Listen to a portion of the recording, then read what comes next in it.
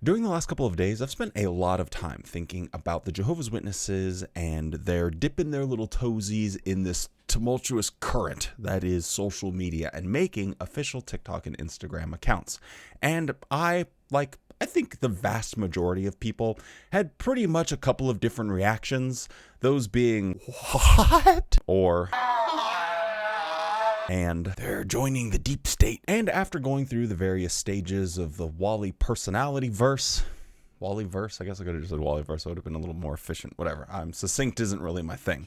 Any hoozles. After going through all of that, I feel like I really started to understand something about the organization that is fundamentally more important than TikTok and Instagram. So this will be kind of a deep dive, kind of a rant. I have a bunch of thought bubbles all over the place, and I'm hoping that, I'll turn on the old camera and I can connect all of these thought bubbles. So come along and be part of this journey with me as I try and make sense of why the Jehovah's Witnesses, for unknown reasons, decided that they were going to hop on TikTok and Instagram, and who knows what the future might hold. So let's talk about it.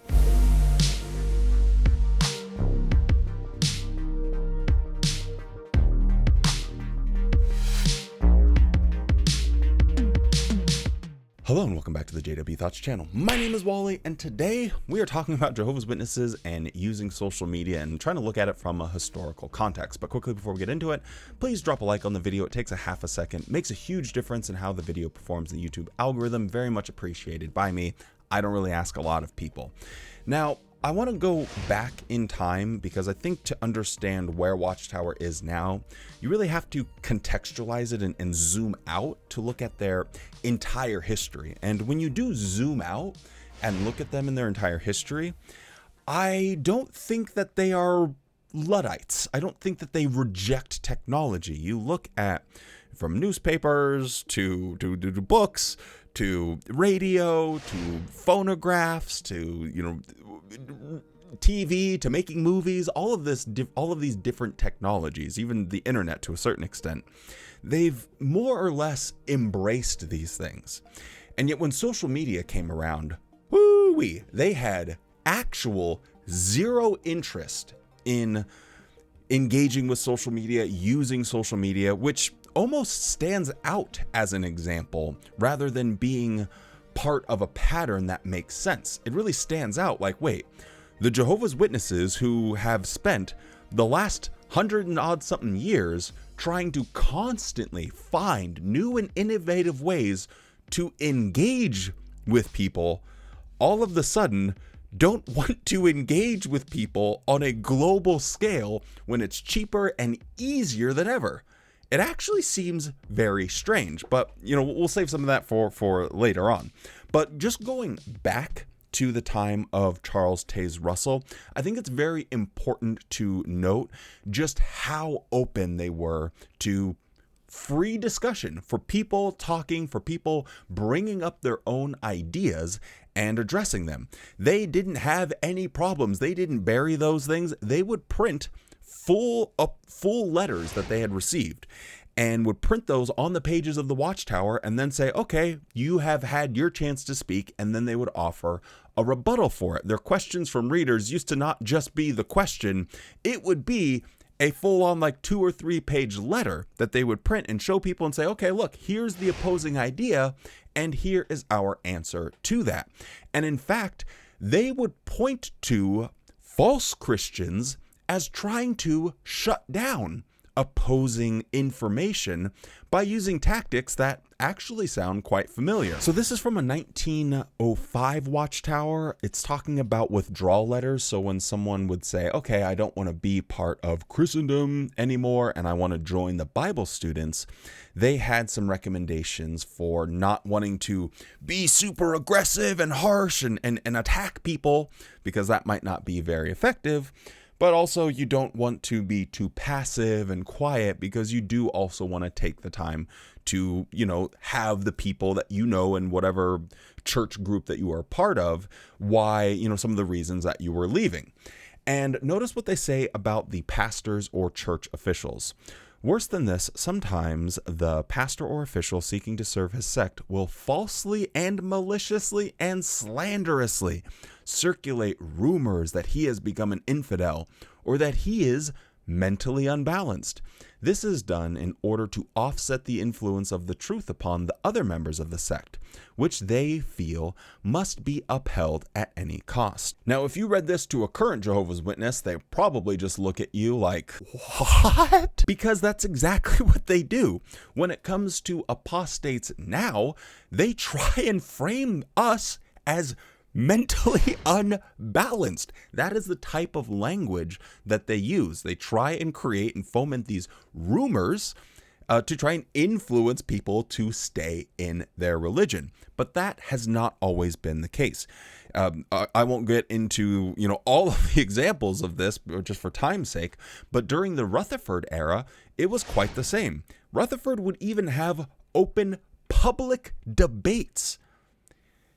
Again, if you told a Jehovah's Witness, hey, the governing body are going to go on a radio station or on national TV and host a debate, they'd probably just look at you again and say, they're joining the deep state. But this obviously begs the question, well, when did this actually stop? Well, the most viewed video I have on the channel, it's entitled The Entire History of Jehovah's Witnesses and Shunning or something like that. It's basically how they started a cult. And in that video, if you haven't seen it, but you probably have, I sort of break down how old Watchtower used to function more like a religion. And then in the 1950s, when Nathan Knorr took over, that's when they really started to corporatize their religion and add in this endless amount of rules. And over the course of the next few decades, they only continued to add more and more Pharisaical rules to their books. Now, interestingly, the Watchtower library that is available online does only go back to 1952. A bit of a curious case, right? Because that's when I think the religion fundamentally changed from a religion to a cult, and that information isn't available through the Jehovah's Witnesses anymore. You can still find it because the internet never forgets. But just going on the Watchtower library and looking at what they have to say about gossip and rumors. I picked these because I feel that what Watchtower actually is scared of when it comes to social media is people talking to each other. People having honest debates and discussions about what might be going on inside their heads. I think that really makes Watchtower nervous nowadays. But when I went on there and I looked up gossip, there wasn't really any examples that they had of anything before the 1950s. And the ones that they did were talking about specific individuals. Oh, you wouldn't want to gossip about someone and hurt their feelings. And so I did a little bit of Wally exclusive research, and I looked through a lot of Watchtowers, and I couldn't really find any good examples of them talking about rumors circulating within the about the organization. Because if there were rumors circulating about the organization, they would specifically tell you what those were and then proceed to tell you why they weren't true. And then they just stopped.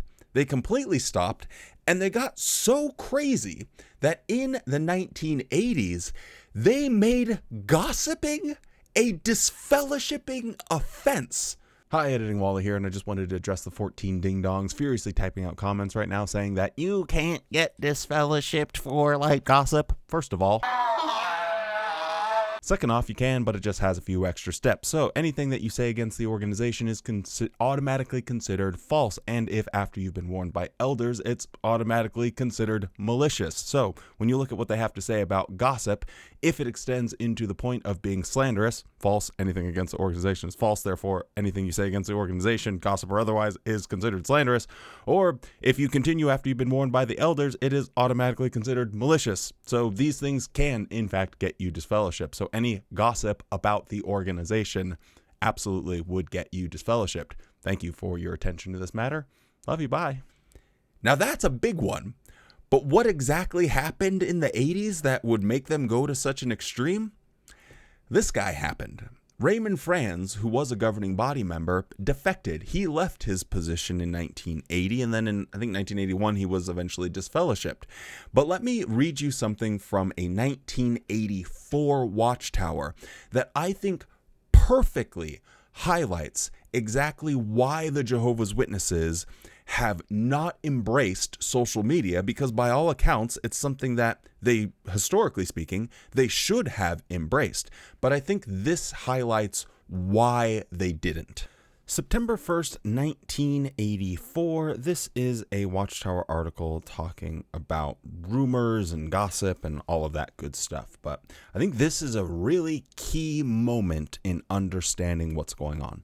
Yes, some stories we may hear may be true, but common sense will tell us that in any nation, village, or even organization, rumors will spread, especially rumors that reflect the basic desires or fears of the community. And there always exists a strong possibility that a rumor is, at best, a distortion of the truth. Rumors will spread that reflect the basic desires or fears of the community. Now, that doesn't seem like a problem. That actually seems like a good thing. But Watchtower would go on for decades and talk about rumors and continuously make a direct correlation between rumors and Satan. That is how they made the arguments. Gossip and rumors are the equivalent of being a mouthpiece for El Diablo. He would come in and take over your brain, and then you'd be spouting a bunch of rumors. They had people so terrified to express their basic desires or fears that they just stopped talking. And I think that this timeline is important. In 1983, Raymond Franz published his book, Crisis of Conscience, and no doubt rumors were starting to spread about what was in that book. Why would a governing body member defect? Why would someone that used to be a mouthpiece for God all of a sudden become a mouthpiece for Satan? This is big news. And Watchtower wants to remind people constantly that, what are these rumors? Are they just trying to tell us about what their true and authentic feelings are? Ew, we don't want to hear any of that nonsense. They'll be like Raymond Franz. And so they took the tactic that they used to say was part of, false Christianity and maliciously spreading rumors about that person. And they said, okay, well, I guess we'll have to take one out of their book and start maliciously talking about apostates and people who spread rumors. Now, I think this helps us get a little bit closer to trying to figure out why Watchtower rejected social media. You have this group that is desperate and, you could say, pretty effective at engaging with the public, trying to get people's attention. And then social media pops up, and all of a sudden they're like a frightened turtle or a guy jumping into a cold pool. They're nowhere to be found. They just go and they hide. But they have the cheapest, easiest way to engage with people, the thing that they've done forever, and now all of a sudden they don't want to do it. What could possibly be the reason? And I think it's that they don't want people talking. And it's not just, apostates. It's got to be apostates. Well, apostates, they don't want people looking at apostate material. I think that's true. Absolutely, I think that's the right answer. But I think something that, at least as far as I could tell within the ex-Jehovah's Witness community, hasn't been discussed enough, and that is Watchtower's obsession with trying to portray their organization as this unified body, this unified family, and yet within that unified family, people don't talk to each other in authentic ways. And I think that's what actually scares Watchtower. So let me just read you an assortment of excerpts from various publications that Watchtower has made down through the 90s and 2000s that kind of show like why Watchtower seems to get on edge about social media. First, let's look at a 1999 Kingdom ministry talking about use of the internet. Be alert to the dangers. And they go and talk about how we love sharing our experiences and what's going on with Jehovah's Witnesses around the world, how the internet has given people access to have quick, inexpensive, reach millions of people basically instantaneously with information. But then they have a little bit of caution when it comes, I don't know why I hit a Dutch accent there, caution. The comments may be a cover for spreading apostate reasoning. Super scary now. Websites of Jehovah's Witnesses. Consider, for example, internet sites set up by individuals who claim to be Jehovah's Witnesses. They invite you to visit their sites to read experiences posted by others who claim to be witnesses. You are encouraged to share your thoughts and views about the society's literature. Some give recommendations about presentations that could be used in the field ministry. These sites offer chat rooms for individuals to connect to, allowing live communication with others, similar to talking on the telephone. They often point you to other sites where you can have online association with Jehovah's Witnesses around the world. But can you tell for certain that these contacts have not been planted by apostates? But later, congregation members, it's contrasting in-person IRL connections with people in the congregation. So congregation members are protected by the spiritual provision for disfellowshipping those who sin unrepentantly or who promote apostate thinking. Wow, I can't read. Can we accept? Wow, I actually can't read. Can we expect to find these same loving arrangements when associating with others via the internet? It has become apparent that the opposite is true. Some websites are clearly vehicles for apostate propaganda. Such websites may claim otherwise, and those who sponsor a site may give a detailed explanation to affirm that they truly are Jehovah's Witnesses. They even request information from you in order to verify that you are one of Jehovah's Witnesses.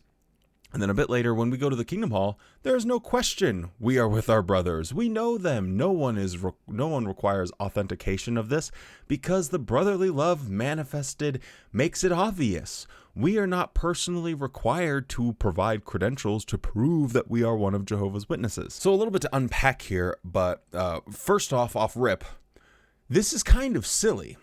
It's very silly to say, well, we don't know whether or not someone we're communicating with is an apostate or not an apostate. And it's only silly in the context of Jehovah's Witnesses because they knock on people's doors. Kind of like the first person to knock on my door post-pandemic that was a Jehovah's Witness. Boy, howdy. They didn't even know. They didn't know I was an apostate. They didn't know I had a YouTube channel. None of that. And I studied with them for a year. I went to the Kingdom Hall, went to the memorial with them. All of this while I'm an apostate. So this can already happen in the approved witness way. Just by knocking on someone's door, you could have apostate reasoning come about. So why are you so paranoid about that online when you're telling people to go outside and knock on people's doors and it can happen there? It doesn't actually hold up and make a whole lot of sense. So what I think, not to sound like an AI YouTuber here, but what I think is really going on here is this other part where it says you are encouraged to share your thoughts and views about the society's literature. That to me is the real fear of Watchtower. Kind of like that quote I read in from the 1984 Watchtower. Oh man, these rumors might start spreading that, reflect people's actual feelings and fears. Here, they want to link apostate ideas and everything with people that want to talk about Watchtower literature. They want to talk about what they think. And I don't think Watchtower likes people talking about their literature, their stuff, whatever is going on, unless they can moderate it. Kind of like how they have a moderation system within the congregation that they spell out. Oh, we can keep people protected because we disfellowship people that bring apostate ideas. But the thing with these online groups or chat rooms, whatever Watchtower wants to call it, is they have moderation. And when people do bring apostate ideas, they get banned, they get removed, they're not allowed to stay there. So these online spaces that Watchtower is so worried about, they have online moderators, but they're not Watchtower. Like, it's not the corporate entity doing the moderation itself. So maybe that makes them nervous, because everyone would get banned according to Watchtower, because I think what they really don't like is people talking to each other, people discussing what they are reading in Watchtower magazines in more private, intimate settings. I do think that's why they got rid of the congregation book study. Instead of meeting with a group of 100 people where there's a lot of people that can rat you out, the congregation book study, you met with a group of like 10 to 20 people, and it was a lot more intimate. And if you've ever been a Jehovah's Witness, you know that people were a lot more free to express a level of authenticity that just doesn't work inside a Kingdom Hall during a Watchtower study. And I truly think that that is the thing that concerns Watchtower most with people going online, is Jehovah's Witnesses talking to other Jehovah's Witnesses. Because once you start talking about what you're reading in the literature, you might start to put some stuff together. Here is another example from 2007. Does the faithful and discreet slave endorse independent groups of witnesses who meet together to engage in scriptural research or debate? No, it does not. And yet in various parts of the world, a few associates of our organization have formed groups to do independent research on Bible-related subjects. Some have pursued an independent group study of biblical Hebrew and Greek so as to analyze the accuracy of the New World Translation. They have created websites and chat rooms for the purpose of exchanging and debating their views. They have also held conferences and produced publications to present their findings and to supplement what is provided at our Christian meetings and through our literature. But later, thus, the faithful and discreet slave does not endorse any literature, meetings, or websites that are not produced or organized under its oversight.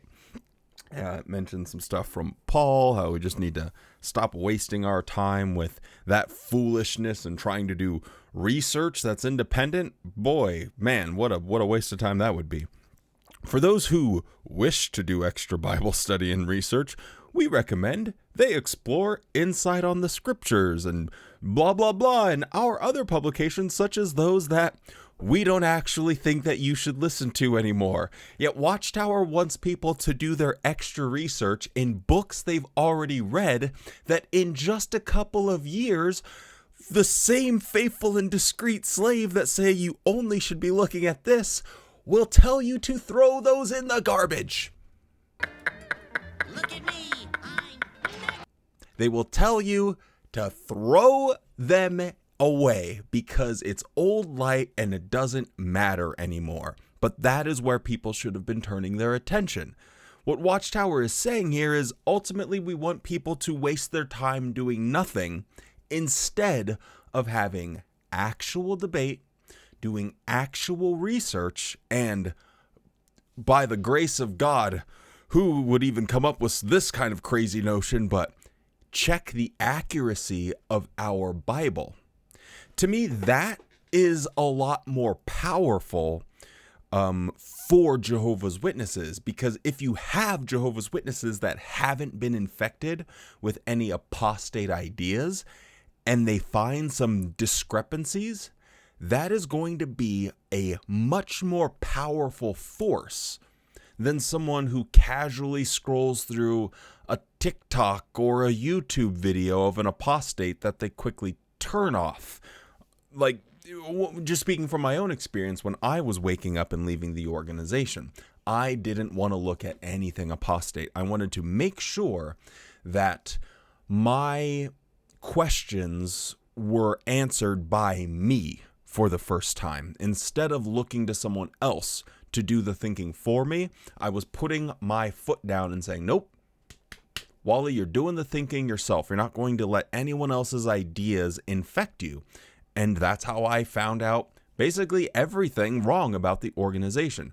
Just using my brain and looking through their own material.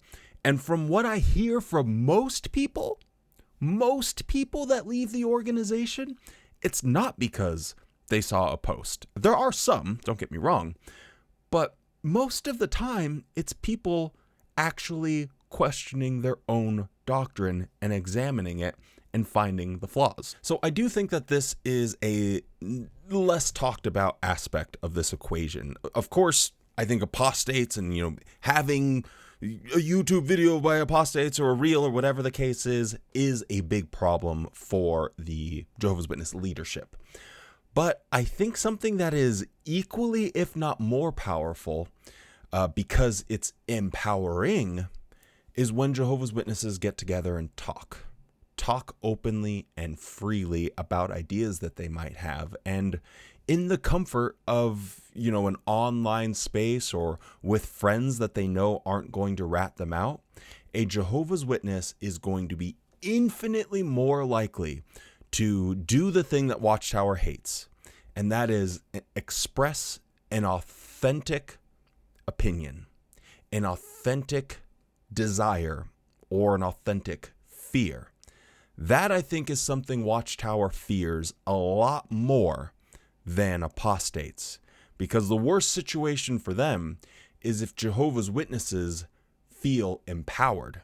They do not want Jehovah's Witnesses to envision a world where they can think for themselves, where they can create ideas, where they can come up with solutions to problems on their own. Now, this video just wouldn't be complete without at least taking some time to laugh at the hypocrisy that is Jehovah's Witnesses using social media now because of everything that they've said about it. And now all of a sudden it's okay because they're doing it. It is such a gross double standard. I think most Jehovah's Witnesses, when they saw it, what? So let's look at a couple of examples of when they hopped on JW broadcasting or made videos talking about social media.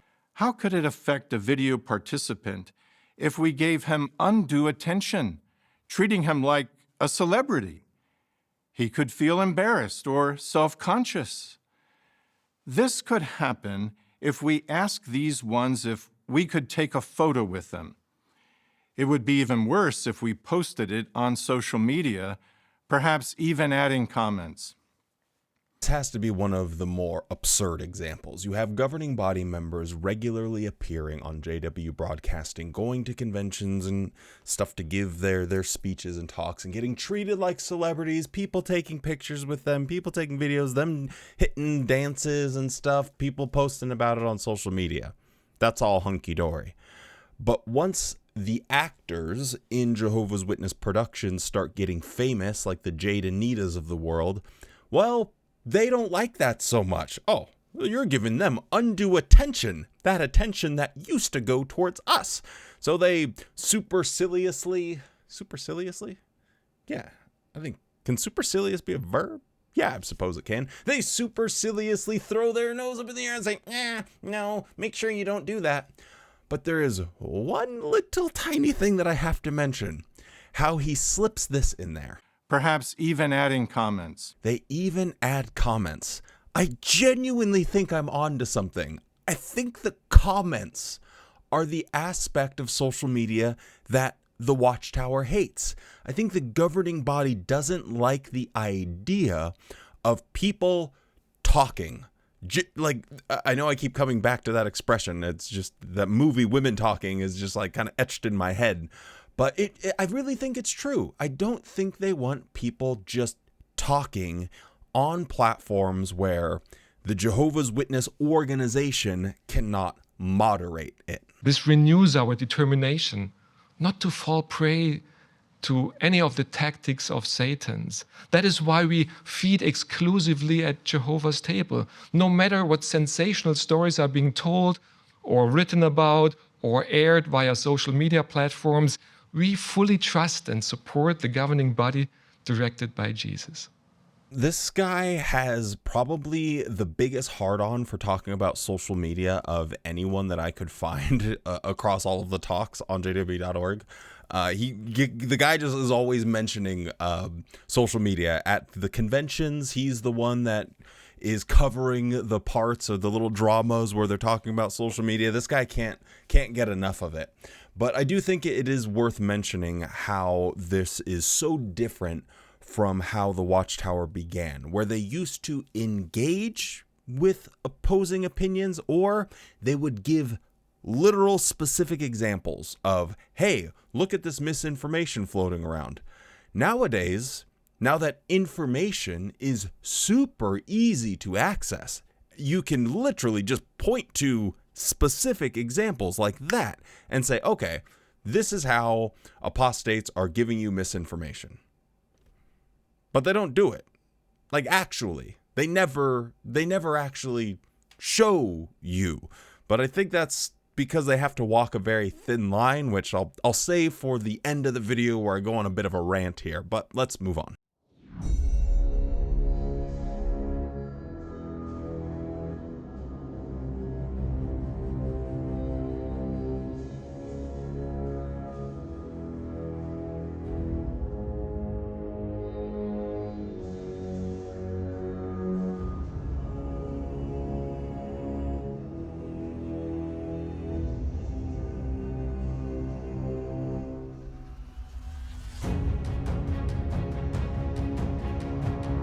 Hello everyone, Hayley from Junior Design here, helping you to be effortlessly elegant.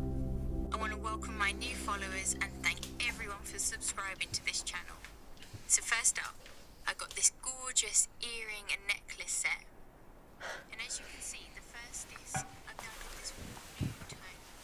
And that's great because it Can you goes with believe the her? outfit that you can wear. Hayley's business feed. But what makes this set really special? Because as you know, when you look this good, you feel great. She's a sweetie. Reminds me, I want to speak to her about a necklace. You too? You don't think she's showing off? No. Everyone thinks she's Miss Wonderful. She's starting to agree. Yes, Nana? Don't forget eggs, dear. No, I didn't forget. Are you sure, love? No, I won't forget. Thank Okay. you so much. Okay, love you. Bye.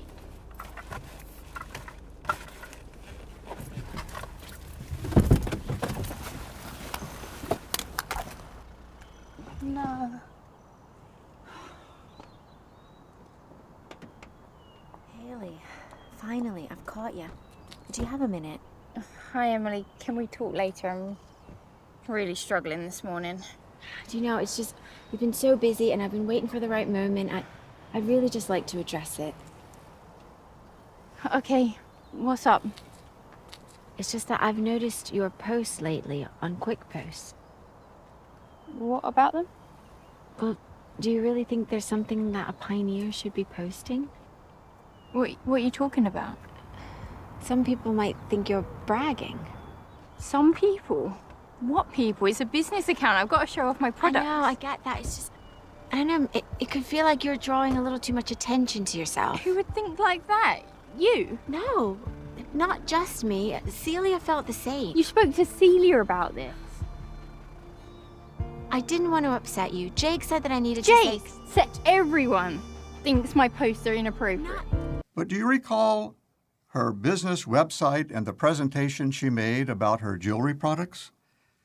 She said, "When you look this good, you feel great." Her Christian sister was upset and took those comments and her actions to be boastful. Well, this video reminds us to think about how our words and our actions may appear to others. So now we're going to get to the question, how do we put away inappropriate boasting? I think this is a great example of the specifics not actually mattering. This is stupid. This is absurd. You know, I'm no marketing genius here, no wonderkin out here going to break the mold of how to sell stuff, but I'm pretty sure that if you're trying to sell beauty products, you probably should be beautiful and put together, because if you want someone to buy your thing, you have to sell them the idea of it. If you're selling them the idea that, hey, I'm a mess, I'm not put together, don't look like me, no one's going to buy it. And the reason that she's doing it is to support her doing free work for Watchtower. So it's just an absurd example, but the messaging is important. It doesn't matter if you're the person using social media, if you're the person that is commenting on social media or watching social media, or if you're an elder or a husband or whoever you are in this whole game. None of that actually matters. The idea is don't use social media because it's bad. And I think that's what really comes through in this little drama that they made. Now, we could literally spend the next 4 hours looking at various examples of the negative things that the Watchtower has said about using social media. There was the hilarious one in last year's convention about the pants and the workout outfits. They don't make any sense. It's such a double standard. You know, I think almost every Jehovah's Witness would be really scratching their head. Even if I just clicked on Facebook and the first thing that just popped up, because that's how algorithms work. A lesson that Watchtower's about to find out. But this Jehovah's Witness Facebook group popped up and someone was advising someone that, oh, hey, now be careful which JW press room that you follow because there might be apostates. And the first comment was, well, there hasn't been announced anything from jw.org, so technically speaking, I think that this is all false and we shouldn't believe it. And then the lady is like, we just had this announced at our meeting. And then she's like, oh yeah, well, I can't understand the language of the meeting that I just attended, so I must have missed that. Whoopsie. I think this really demonstrates that Jehovah's Witnesses in general found this to be preposterous. They found it to be unbelievable because for so long they were trained to avoid social media. Social media is bad. How many teenagers were just in tears because they couldn't have a MySpace or a Facebook or an Instagram account, and they felt weird and ostracized from, other kids their age. So it leads to the question, why? Why would they do this? So I'm going to go on a bit of a rant here and talk about why I think that this is the worst idea Watchtower has ever had, but also why I actually think they did it. And the reason might surprise you. So one of the quintessential aspects of being a Jehovah's Witness is not thinking too hard about the dang thing. The second you start actually thinking about the lifestyle and the rules and the prophecies and just the doctrine in general, it doesn't actually make a whole lot of sense. Everyone has this hope of a paradise earth, and yet almost every Jehovah's Witness knows that when they think about the paradise earth, they start to giggle to themselves because it sounds just ridiculous. It doesn't actually make sense. So I think most witnesses that are believing don't actually spend that much time thinking about it. And that's why I don't understand what this move is. Why would you want to put something on Jehovah's Witnesses' radar? And by that, I mean understanding how the algorithm works. When someone goes and they subscribe to jw.org, the algorithm's going to look like that and say, oh, you're interested in the Jehovah's Witnesses. Here are a bunch of stuff about the Jehovah's Witnesses. And most of that, if not all of it, 90% of that is probably going to be pretty negative. And part of something that goes along with this not thinking too hard about it, I was thinking about when I was a witness, how often I thought about apostates or apostate ideas. And it basically was never, unless Watchtower told me to think about it. Then I'd be like, well, I wonder what those apostates have to say. Because if you're just walking around, it's just not something that's going to pop into your consciousness. Oh, I wonder what the apostates have to say about this recent change. You're never going to think anything like that. But when Watchtower, they like make the mistake of, I bet you're wondering if I'm sitting on a dildo right now. Wow, why did I pick that of all examples? I could have just used the one from Inception. Like, don't think about elephants. What are you thinking about? Elephants. Anyway, you get my point. When you tell someone not to think about something, they start thinking about it. And so with the whole mentioning of apostates, they have to walk a very thin, fine line about instilling enough fear in people to be scared of apostates, so that way their training will kick in whenever they hear any sort of noise or sound that might go against that training from an apostate, but not talking about it too much to where Jehovah's Witnesses are going to say to themselves the pretty obvious question, well, I thought we were to avoid apostates. How do you know what the apostates are saying unless you've looked at what the apostates are saying? If we're all fellow brothers in Christ, then shouldn't I have the ability and the space and the freedom to investigate what the apostates are saying as well, and not just trust you, bro? So it's a very, very fine line that Watchtower has to walk. And that's why this doesn't make sense. Why? Like, algorithms are going to algorithm. And whoever follows this account, and I think it's got like, one of the accounts has like 50,000, the others, anyway, it's probably near like 100,000 followers already. That's a lot of people that are instantly going to be presented with apostate ideas that perhaps otherwise would not have. That seems like a terrible business decision. And for the life of me, I can't get my head around it. Like, there's not a lot of value that they are going to extract from being on TikTok. So why, if you are a Jehovah's Witness leader, in any situation, would you think, man, this is a great idea? I think we need an official TikTok account. Would you just completely not understand how an algorithm works? Do you completely trust that when you tell Jehovah's Witnesses, oh, you don't have to worry about that TikTok stuff. Social media is bad anyway. We're just using it to talk to journalists and researchers because we love talking to journalists and researchers so much. So obviously we just needed an official thing. Like, that doesn't make any sense. You know you're going to piss Jehovah's Witnesses off. Like no one, even the Watchtower leaders, could not be that delusional where they think that this won't make people angry. Like, it just will. You know that kids have grown up without social media and they felt like pariahs amongst their peers for so long, and then you jump on it, you're like, come on, man. Like, it's going to lead people to get very pissed off. And it's going to give people access to that apostate information, even if it's ever so brief, even if it's so quick. No, Watchtower is fully aware of the addictive nature of social media. They talk about it all the time. Oh, you're going to waste so much time because algorithms are going to feed your stuff nonstop. Well, what do you think they're going to do after they watch your TikTok? Duh. Like, what?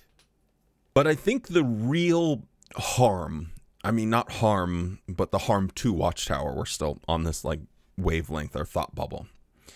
I think the real harm that they might experience if they allow this pilot program to continue is empowering Jehovah's Witnesses. Because there is something extremely powerful when you are someone who's in an abusive relationship and someone, puts their hand on their shoulder or, looks you in the eyes and says, it is okay to leave this person. That small bit of validation can be unimaginably powerful. It's like when you're in the abusive relationship, you justify. Oh, well, it's not that bad. And there's tiny improvement over time. Think about Watchtower.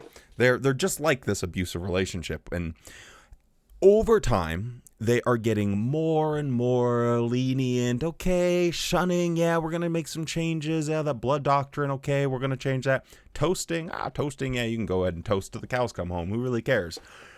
All of these various things, right? This is like an abusive partner that is making such tiny little incremental changes. Like, imagine that you're just a person is completely covered in shit, right? And this shit covered person says, oh, I washed the tip of my fingernail. Now, if you're with the person, you know, married to them or whatever, you're going to look at that and be like, oh, well, they are making a little bit of improvement.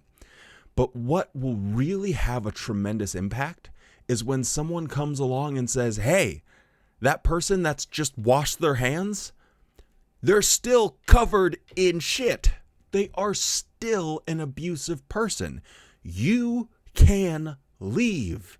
You can think for yourself. You can get out and live a better, happier, more fulfilling life. That fear of what's on the outside, that fear of, oh man, I know that the impact that this is going to have on my life, so I'm just going to avoid it. When you see someone say, I was like you, and I avoided that for years, sometimes decades, but then I stood up. Then I got out. Then I got healthy. Then I started living my life, and you can too. That is so powerful. And if I was a cult leader, I don't want people hearing that message. Under any circumstances, I just need them to keep deluding themselves to thinking that the little paradigm of the Watchtower shuffle is the happiest people on earth. Woo, yeah, we got beards now. Woo, yeah. You know, we washed our hands a little bit. Oh, we can toast now. Oh, okay. I washed off my palm a little bit. Watchtower is still covered in shit. Despite some of these little changes that they make, fundamentally, they're still trying to manipulate and control you with information control and manipulation tactics. So I think that they have very heavily underestimated the power of empowerment. I really think that this isn't something that will stick around very long, unfortunately. If it does, then, hey, call me crazy, but I don't really see what type of, well, I have one opinion about what type of value that they could extract from this. So this notion I have is that Watchtower knows that they are just getting absolutely ran through on social media. Like, they are losing that battle, and just telling people to stay off of it, I guess they'll just continue to keep doing that. But for the people that aren't witnesses and that aren't ex-witnesses, I feel like that is like the market that this thing is for. Because I don't believe them when they say this is for journalists and researchers, because I don't really have a lot of examples of them talking to journalists and researchers in genuine ways. They had the Robert Hendricks era of the PR department, the PID, where they were going on morning talk shows and sipping coffee and talking about all the wonderful things that Jehovah's Witnesses were doing. They're doing podcasts. If you haven't seen that video, I'll put a link down below. If I remember, someone will eventually comment, and then I'll remember. That's usually how these things go. I know myself. Self-awareness. Good thing to have. But anyway, I think they understood this. And so for the average person that doesn't know about ex-witnesses, that doesn't know about witnesses really, but does hear something negative in the news. If I was, looking at a problem or a news story or anything, one of the things that I'll usually do is go to the official source. I would like to know what the official source, what do they have to say about this thing? And then, your research, you can contrast and compare after that. And I reckon a lot of people will look at the official source and it'll pretty much stop there. They're like, oh, okay, well, it looks like maybe this is just, maybe I was misinformed or that other person didn't know what they're talking about. But clearly here, the official Jehovah's Witness TikTok account is offering the truth behind these spurious claims that I've heard on YouTube or on another different TikTok channel or something like that. I could envision a scenario where that is their market. The people that have no skin in the game, they don't know about witnesses, and they don't know about ex-witnesses that much. I could convince myself that Watchtower sat down and said, okay, boys, how can we remain relevant, going into the future? How are we going to reestablish our market share in the religious community? Well, clearly they're trying to remove away from their label that they have as a cult, and so they're trying to remove as many of the things that, people claim make them culty. If that's the case, then perhaps this could be a strategy of controlling that public perception narrative. I've always said since I started this channel that changing Watchtower's public perception is the single biggest way to impact. When people stop seeing them as a silly little weird religion that just kind of knocks on people's doors or stands on street corners, when they actually start to see them for those harmful practices, when they start seeing the reality of it, that is going to be huge. That would be massive. But I don't really think that this is going to work very well because there's so much. They have a big uphill climb. Hey, I could be wrong. I could be completely wrong, but the vision I think that they have of this is something akin to that. I could be wrong, but I guess we'll have to wait and see. But no one really knows why Watchtower did this because it is a monumental head scratcher. It really genuinely doesn't make any sense. But that's about all I got to say for this one. So hopefully you guys enjoyed it. Sorry, that was, again, like I said, it's a lot of disparate thought bubbles. But if you can take anything away from this video, I think the most important maybe insight is the idea that Watchtower really doesn't want people talking to each other. And, I didn't mention that. Okay, I guess I will now. Hold on. I do genuinely think that if this does stick around, I don't think we're far away from there being a JW social media app, like something exclusive. And, why not? Why wouldn't they? Why wouldn't you want to just provide a social media app that Jehovah's Witnesses can use to share and comment and everything, but you get to be the moderator? And I can't imagine it would be that hard. You have so many people working at Bethel with nothing to do, right? You would have so many Jehovah's Witnesses that are uber hardcore witnesses that are already probably commenting on this video right now. Just sick them on the app. I could see a world where they started their own. I mean, Watchtower, if you're watching this, honestly, why not? Why not just have a space where you get to be the ultimate moderators and people can share their AI generated, JW cringe, and you can sit there and I guess like smoke cigars and shake each other's hands because they're not on TikTok. They're not on YouTube or whatever. So it sounded crazy when the thought first popped in my head. I thought, okay, Wally, you might be cooking a little bit too hard here. You actually went and burnt everything. But I low-key, I know I have the tinfoil hat on, but I low-key could see a world where they did that. I don't know. We'll have to wait and see. But that's the tinfoil hat conspiracy for you. So good old Wally classic. Anyway, hope you guys enjoyed this. With all that being said, stay safe, be kind, and don't forget to spend more time loving the things you love than hating the things you hate. Now go out there and have a good ass day.